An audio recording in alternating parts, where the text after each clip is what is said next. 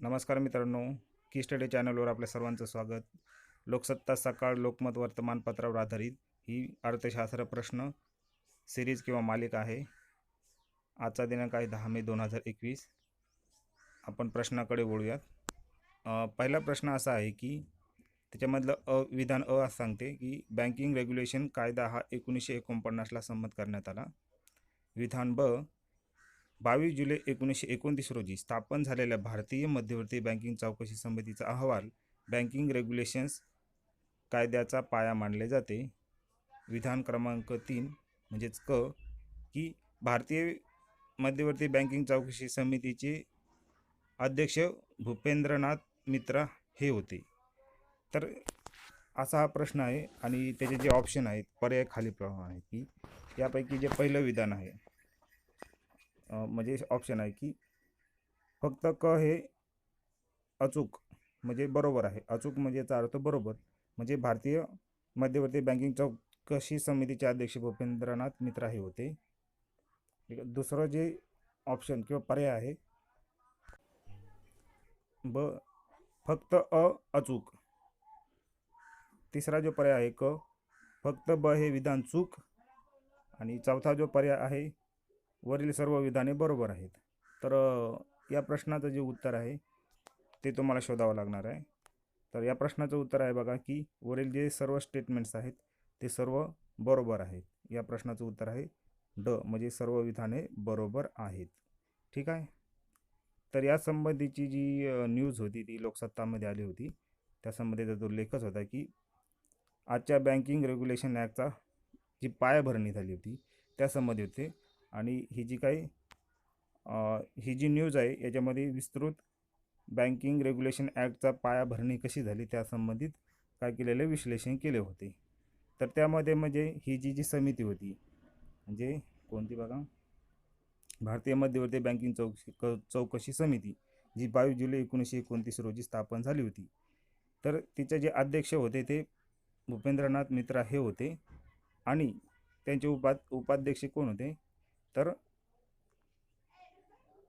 पुरुषोत्तमदास ठाकूरदास हे होते. तर कसं आहे हा प्रश्न हिस्ट्रीमध्ये पण विचारला जाऊ शकतो आणि हा प्रश्न इकॉनॉमिक्समध्ये सुद्धा विचारला जाऊ शकतो. ठीक आहे. तर त्या दृष्टिकोनातून ही न्यूज महत्त्वाची लोकसत्तामध्ये आलेली होती. तर तुम्ही काय करायचं आहे ती न्यूजला ट्रॅक करायचं आहे. त्यासंबंधी जे बऱ्याचशा जे फॅक्ट्स वगैरे आहेत त्यामध्ये दिलेले आहेत. म्हणजे जो बँकिंग रेग्युलेशन ॲक्ट हा ॲक्ट होण्याच्या अगोदर हा ॲक्ट फक्त कंपन्यांशी निगडीत होता. नंतर त्यामध्ये दुरुस्ती करण्यात आली कालांतराने. पुन्हा मग हे जे बँकिंग रेग्युलेशन ॲक्ट हा करण्यात आला. ठीक आहे. तर असे ज्या घडामोडी आहेत त्या तुम्ही त्या ज्या न्यूजमध्ये तुम्ही ते ट्रॅक करायला पाहिजे. तर जर प्रश्न निर्माण झाला तर या प्रकारे प्रश्न निर्माण होऊ शकतो. ठीक आहे. पुढच्या प्रश्नाकडे जाऊया आपण. नुकतेच कोरोना महामारीला मुकाबला करण्यासाठी प्रतिबंधात्मक उपाययोजना करता याव्यात म्हणून अर्थ मंत्रालयाने किती राज्यातील सांगितलं स्थानिक स्वराज्य संस्थांना 8,923 कोटी रुपयांचा निधी वितरित केला आहे. ठीक आहे. हा निधी पहिल्या टप्प्यामध्ये वितरित केला गेला नाही. तर कदाचित या राज्यांना जो निधी दिला गेला आहे तो त्यामध्ये त्यांच्या संख्येमध्ये कदाचित वाढही होऊ शकते.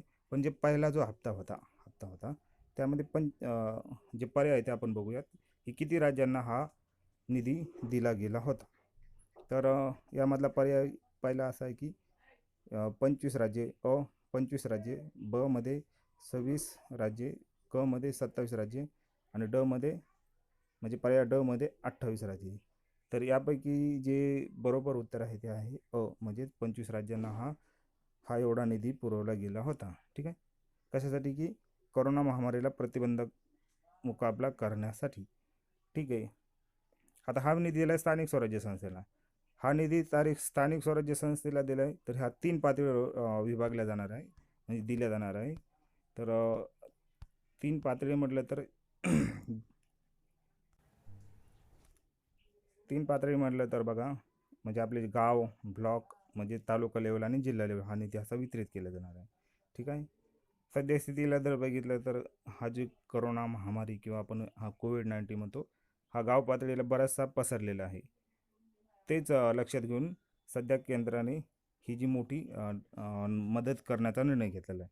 ठीक आहे. तर तुम्हाला काय करायचं आहे की पहिल्या हप्त्यामध्ये म्हणजे कोणकोणत्या राज्याला किती निधी मिळाला आहे हे लक्षात राहील याची काही शक्यता वाटत नाही. पण कोणत्या कोणत्या राज्यांना हा निधी मिळाला आहे ते बघावं लागेल. समजा याच्यामध्ये बिहार असेल, पश्चिम बंगाल आहे, त्याच्यानंतर मध्य प्रदेश आहे, राजस्थान आहे, तामिळनाडू आहे, अ, कर्नाटक असेल किंवा गुजरात असेल, यांना एवढा निधी मिळाला होता, 8,900 कोटी रुपये. ठीक आहे.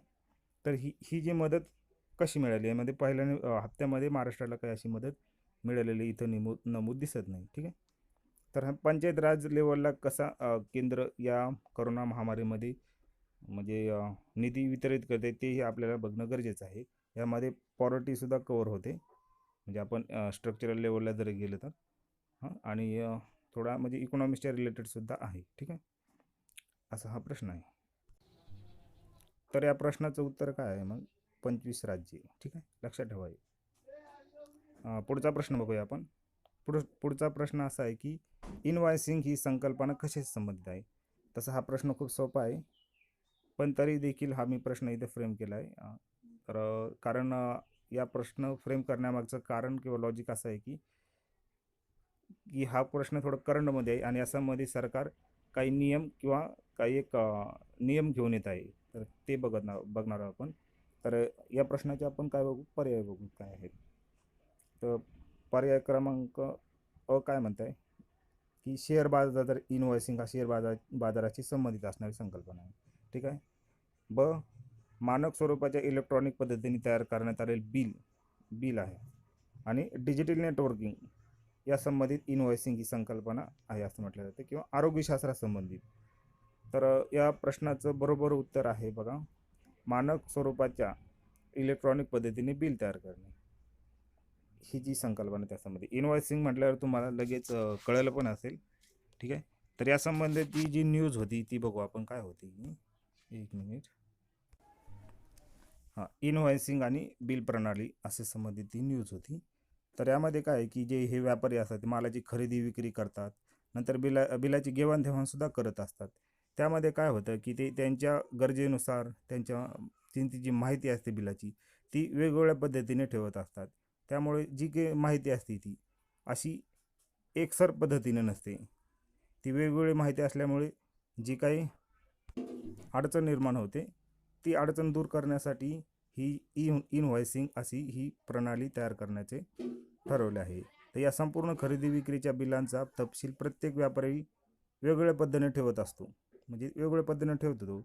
मग संपूर्ण बिलिंग प्रणालीची एक मूठ किंवा एक होणे असं अवघड ठरतं. तर मग ह्या बिलिंग प्रणालीला मानक स्वरूपात म्हणजे स्टँडर्ड फॉर्मॅटमध्ये आणण्यासाठी ही इनव्हॉइसिंग प्रणाली विकसित करण्याचा सध्या प्रस्ताव आलेला आहे. त्यामुळे हा प्रश्न तसा फ्रेम केला होता. ठीक आहे. तर तुम्हाला काय करायचं आहे, या संबंधित खाली या न्यूजमध्ये काही म्हणजे पॉईंट्स दिलेले आहेत, मुद्दे दिलेले आहेत. तर तुम्हाला काय करायचे ते मुद्दे वाचून घ्यायचे आहेत. मी ते काय वाचणार नाही, कारण तसं वाचलं तर मग हा व्हिडिओ खूप मोठा होईल. माझं एवढंच मत आहे की तुम्ही जी न्यूज बघताय ती कशा प्रकारे बघतायत आणि तुम्ही कशा प्रकारे ती वाचली पाहिजे आणि त्यावर क्वेश्चन वगैरे फ्रेम केला तर कसा होऊ शकतो. ठीक आहे.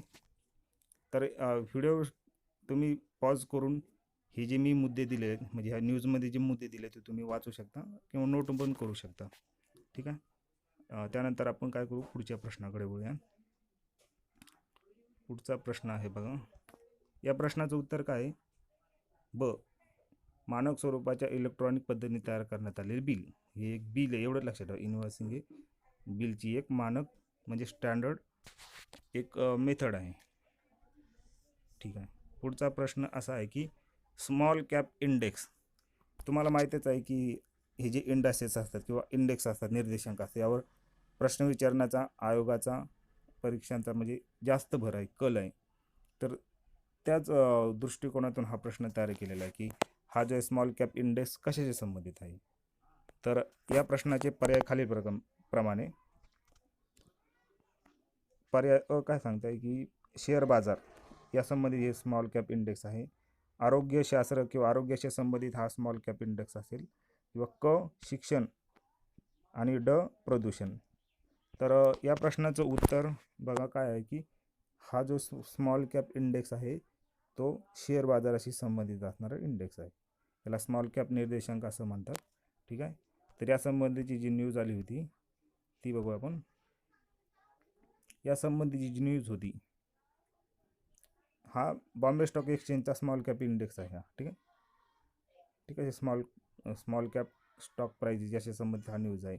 याच्यामध्ये कसं आहेत, याच्यामध्ये दुसरा पण एक निर्देशांक आहे. एक मिड कॅप आहे आणि दुसरा स्मॉल कॅप आहे. तर हे जे वेगवेगळे निर्देशांक BSE कडून जे चालवले जातात किंवा नॅशनल स्टॉक एक्सचेंजकडून चालवल्या जातात, ज्या ब्ल्यू चिप्स कंपनी वगैरे असतात, ह्याचे काही कॉन्सेप्ट वगैरे आहेत. तर तुम्ही काय करायचे, त्या स्टॉक मार्केटच्या रिलेटेड जे काही चॅप्टर असेल त्यामध्ये तुम्हाला शोधायचे आहेत आणि त्या करंटमध्ये ज्या असतील ना त्या तुम्हाला नोट डाऊन करायच्या आहेत. म्हणजे असं केल्यानं काय होईल की तुम्हाला करंटच्या संबंधित प्रश्न तुमच्या नोटबुकमध्ये राहतील आणि त्यावर म्हणजे इकॉनॉमिक्स कन्व्हेन्शनल मेथडने न वाचता तुम्ही काय करा, करंटच्या थ्रू जाणार. कारण इकॉनॉमिक्स असा डायनॅमिक सब्जेक्ट आहे की त्यावरचे प्रश्न हे सरळ सरळ एका बुकमधून न येतात, ते ज्या काही घटना घडतात म्हणजे अर्थव्यवस्थेशी संबंधित, तर त्यावर आधारित असतात. तर तुम्हाला काय करायचे, असे जे प्रश्न जे नोट्स वगैरे काढायचे इकॉनॉमिक्सचे, तुम्ही काय करा, तर तुम्ही त्या नोट करून घ्यायला पाहिजे. ठीक आहे. तर या प्रश्नाचं उत्तर आहे शेअर बाजाराच्या संबंधित आहे आणि तो कोणत्या, की बॉम्बे स्टॉक एक्सचेंज या शेअर बाजाराशी संबंधित आहे. ठीक आहे. असा प्रश्न निर्माण केल्याची दाट शक्यता आहे. चालेल. प्रश्न क्रमांक 5 काय, की निर्मिती खरेदी व्यवस्थापक निर्देशांक. हां, दुसरा प्रश्न आहे की जो निर्देशांकावरच मी फ्रेम केला आहे. ठीक आहे. म्हणजे निर्देशांक हे विचारले जातात. ठीक आहे. ते कोणत्या संस्थेकडून म्हणजे अहवाल निर्देशांक हे सादर केले जातात हे तुम्हाला विचारण्याची दाट शक्यता असते. तर आपण बघूया प्रश्न. निर्मिती खरेदी व्यवस्थापक निर्देशांक, मॅन्युफॅक्चरिंग पर्चेसिंग मॅनेजर्स इंडेक्स, याला PMI असे देखील म्हणतात. या बाबतीत खालीलपैकी कोणते विधान अचूक आहे. अचूक याचा अर्थ काय होतं, की बरोबर आहे. ठीक आहे. यामध्ये विधान अ, भारताची निर्मिती क्षेत्राची कामगिरी गेल्या 8 महिन्यात सर्वात कमी राहिली. मागचे जे 8 महिने त्यामध्ये भारताची निर्मिती क्षेत्राची मॅन्युफॅक्चरिंग सेक्टरची जी कामगिरी ती कशी राहिली, सर्वात कमी राहिलेली. ठीक आहे. विधान ब, निर्मिती खरेदी व्यवस्थापक निर्देशांक 50% असा समाधानकारक मानला जातो. ठीक आहे. नंतर पुढचा हे जे विधान बघू. हा निर्देशांक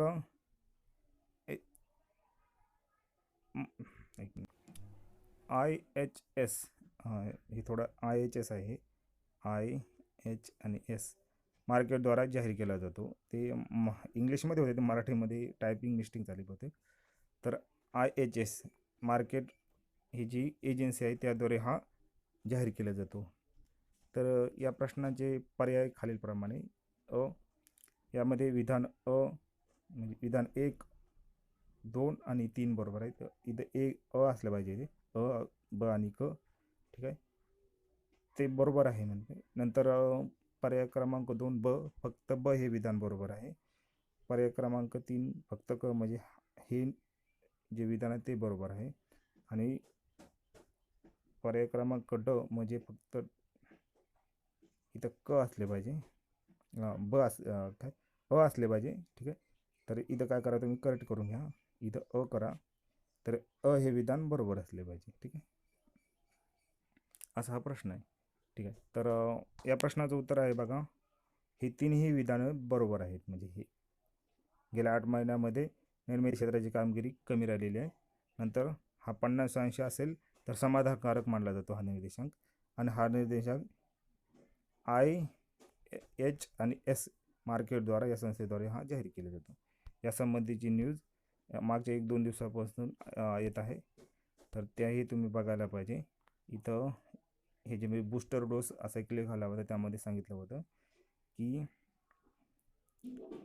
एप्रिलमध्ये कारखानदारी क्षेत्राचा खरेदी व्यवस्थापक निर्देशांक हा 55 आणि सेवा क्षेत्रासाठी तो 54 मोजला गेला. 50च्या वर तो समाधानकारक मानला जातो. म्हणजे या संबंधित ही न्यूज होती. महत्त्वाचं काय की निर्देशांकावर प्रश्न विचारला जातात, तर ते निर्देशांक कोणत्या बेसिसवर तयार केले जातात, त्याचं ते बघायला पाहिजे तुम्ही. ठीक आहे, त्याचे क्रायटेरिया वगैरे काय असतात, त्याचे बेसिक्स वगैरे बघायला पाहिजे. ठीक आहे, तर आजच्या पुरतं एवढंच. आपण जर तुम्हाला आमचा व्हिडिओ, जर हे मी जे काय काम करतो ते जर तुम्हाला आवडत असेल तर तुम्ही काय लाईक करा, शेअर करा आणि सबस्क्राईब करा. हे जे प्रश्न असतील, कारण मी ही जी सिरीज चालवत आहे हे कालांतराने खूप मोठं एक एक जे करंट अफेअरचं इकॉनॉमिक्सशी रिलेटेड एक भंडारा तयार होईल. तर तुम्हाला काय करायचं आहे, तुम्ही हे व्हिडिओज नक्की बघा. हे सर्व करंट अफेअर्सचे रिलेटेड आहेत, तेही इकॉनॉमिक्सचे रिलेटेड. ठीक आहे, धन्यवाद मित्रांनो.